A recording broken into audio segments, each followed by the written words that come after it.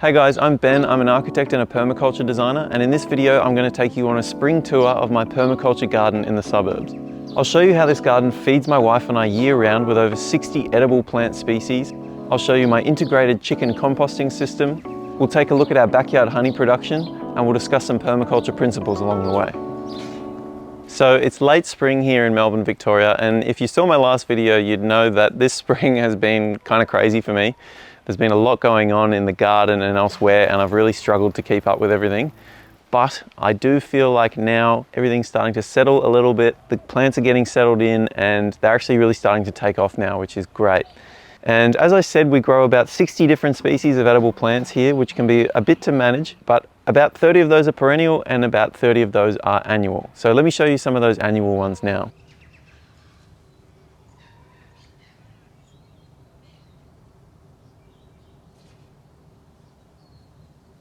So just to give you a bit of a bird's eye view, this is the annual veggie garden where we've got heaps growing at the moment. We've got capsicums and tomatoes up the top there, more tomatoes, fennel, celeriac, asparagus, cucumber, capsicum and turnips, more potatoes, tomatoes and fennel and eggplants, more potatoes again, celeriac and raspberries, eggplants and capsicums, zucchinis, dill, lettuce, and it just keeps going down the hill. But let's have a look at a couple of beds in a bit more detail. So in this bed I've got cucumbers, capsicums and turnips. The cucumbers are doing really well. I just trellised them today, and you can see I've sort of got them hooked up to this frame here. The capsicums I've actually overwintered, so they're not technically annuals. I'm growing them as a perennial because I can in this climate, and also because of this brick wall here, which acts as a big thermal mass that keeps this area warmer in winter. And the turnips along the back here, if you saw my last video, you will have seen that they were actually struggling quite a lot. They were getting hammered by earwigs, but surprisingly, they've actually come good, and I want to talk about them a little bit more. So this little row of turnips here demonstrates an interesting permaculture idea, which is sometimes called niches and sometimes called cycles. What I'm on about here is the idea that in every ecosystem there are opportunities in space and time for a species to occupy.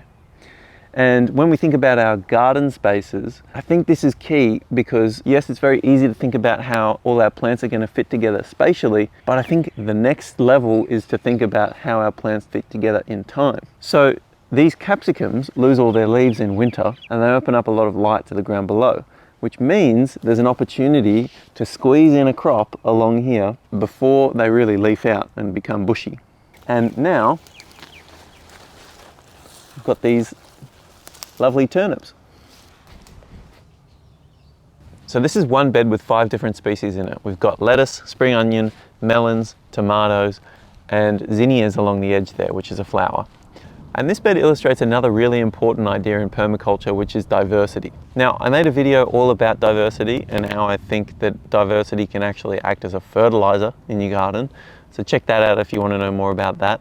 But in my garden, as much as possible, I try to incorporate multiple species into my beds so that I've got dissimilar plants growing together. This creates many benefits, not least of which is the ability for those roots to intermingle and form what's called a common mycorrhizal network, where they can exchange nutrients and information.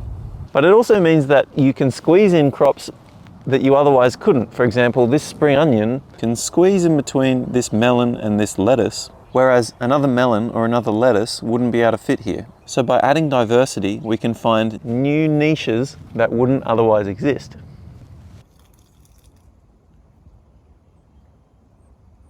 So this is the beehive that sits under our beautiful walnut tree, but it's actually not my beehive. It belongs to our good friend Jazz, who's a beekeeper, and she comes to check on this box every 2 or so weeks.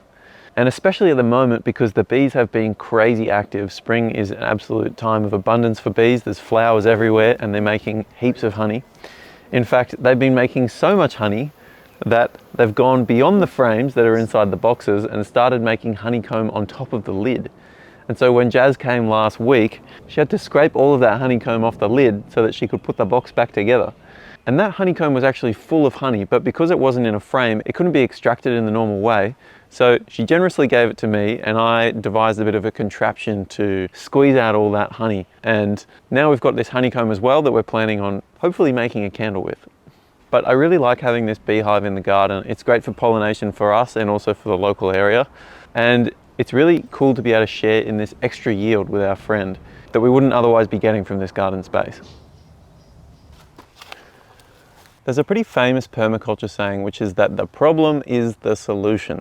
It gets said a lot, but what do people mean? Well, I think a great example is right here. This would be seen by most people as a massive problem. This is an African boxthorn. It's a weed in Victoria, and it's very hard to control. It's spiky, it's hard to deal with, it's hard to dig out, and it sends out runners and just proliferates everywhere. Now, when I moved in here and there were a few of these bushes around the property, I thought, great, I'm gonna have to dig them out and they're gonna be a real pain to deal with. But when I got chickens, I discovered that chickens love to eat African boxthorn leaves. So now I actually really like these plants because they're a great food source for the chickens when it's hot and dry in summer, when it's really hard to find a fresh green leaf.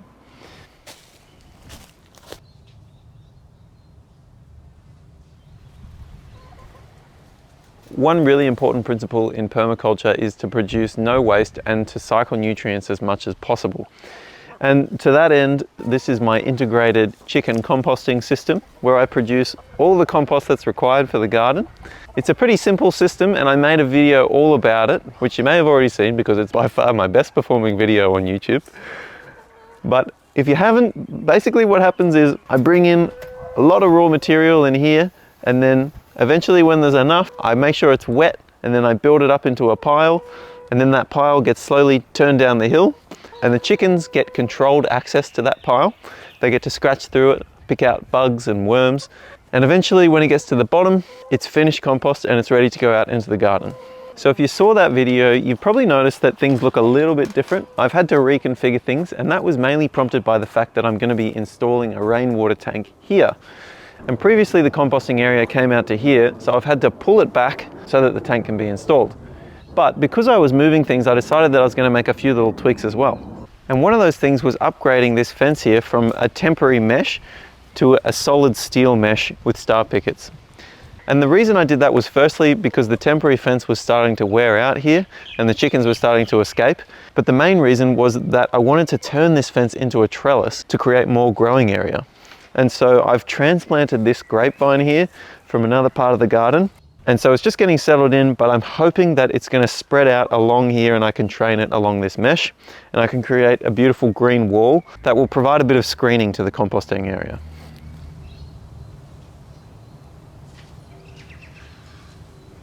I'm standing between a pear tree and an apple tree, and I absolutely love these trees because they basically take no work to produce beautiful, delicious, nourishing fruits. All I have to do is a little bit of pruning in the winter and a little bit of netting in the summer, and that's it. Annual gardening, on the other hand, is a lot of work. It requires a huge amount of human intervention to maintain and perpetuate, and often requires quite a lot of inputs too. Perennials are a lot more self-sustaining and can offer stability and permanence to a food growing system. Given permaculture is all about permanence, I'm trying to perennialize my garden over time. When we moved onto this property a few years ago, we were lucky enough to inherit a few different established fruit trees, including apples, pears, apricots and plums. And as I mentioned, I've planted over 30 perennial species, such as a mulberry tree, lots of different citrus, kiwi vines, feijoa, elder, and heaps more. So I hope you've enjoyed this tour of my garden, and let me know if you've got any questions at all about any part of the garden. If you like what you saw, then give this video a like, and if you want to see more from me, then subscribe to my channel. Thanks for watching.